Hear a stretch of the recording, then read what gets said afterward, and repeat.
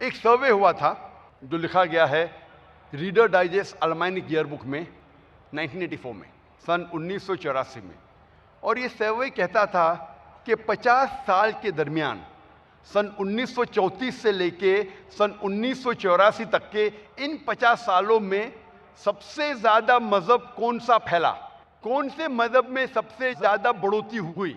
और ये सर्वे जो क्रिश्चियन ने किया था, उस सर्वे का रिजल्ट था कि सबसे ज़्यादा फैलने वाला मज़हब इन 50 सालों में था इस्लाम।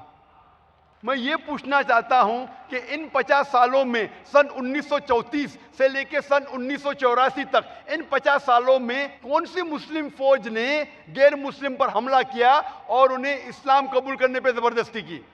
मैं जानना चाहता हूं कि कौन से मुसलमान ने तलवार इस्तेमाल की गैर मुसलमानों को मुस्लिम बनाने के लिए।